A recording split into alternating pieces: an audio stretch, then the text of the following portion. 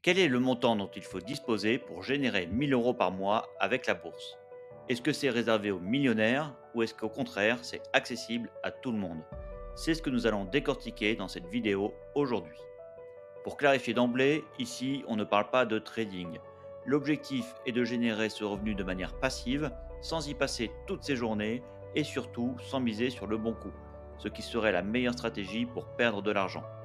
La méthode qu'on va analyser est simple, elle consiste à investir sur des supports diversifiés, laisser les intérêts composés faire leur travail et revendre chaque année une fraction des gains. Commençons par les chiffres bruts.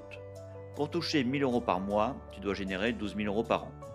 Si l'on regarde les performances réelles des 20 dernières années, 2006-2025, voici les rendements annuels moyens des principaux marchés.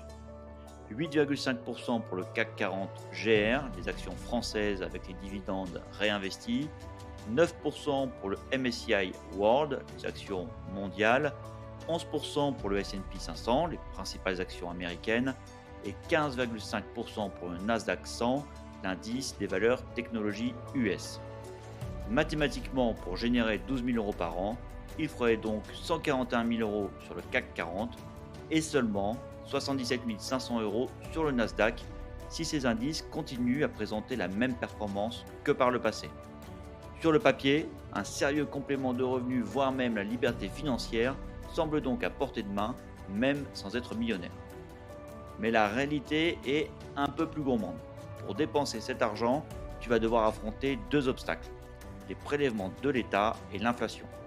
Nous allons optimiser la fiscalité via un PEA, désormais soumis à 18,6% de prélèvements sociaux après 5 ans de détention.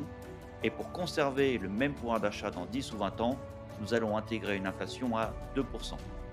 En prenant l'hypothèse d'un portefeuille composé à 50% de plus-value, voici les nouveaux capitaux cibles pour obtenir 1000 euros réels dans ta poche.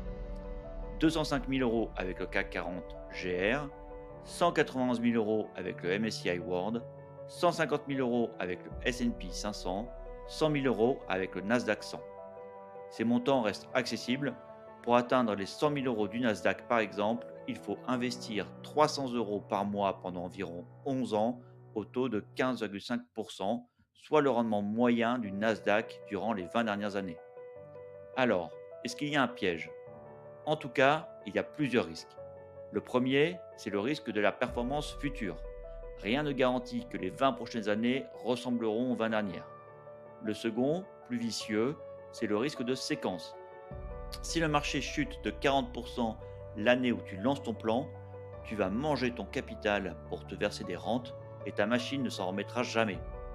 C'est le scénario de la bulle Internet des années 2000, ton capital peut être réduit à néant en 5 ans. Mais à l'inverse, si tu démarres durant une décennie dorée, ton capital va exploser malgré tes retraits. Face à ce risque, il existe trois stratégies pour sécuriser le plan. Le buffer, garder 2 ans de rente sur des livrets sécurisés. En cas de crack, tu pioches dedans sans toucher à tes actions. La flexibilité, si le marché dévisse, tu acceptes de ne retirer que 600 ou 700 euros certains mois pour protéger ta poule aux œufs d'or. Et la règle de prudence, abaisser ton taux de retrait à 4% ou 5%. Avec 240 000 euros investis, tu traverses quasiment n'importe quelle tempête historique sans jamais épuiser ton capital. En conclusion, générer 1000 euros de rente mensuelle est statistiquement accessible avec un capital compris entre 100 000 et 250 000 euros. Mais attention, rien n'est jamais garanti en matière d'investissement et en général, plus le rendement est élevé, plus le risque l'est également. Si tu es tenté par l'investissement, prends le temps de te former ton propre avis et de bâtir un système capable de durer.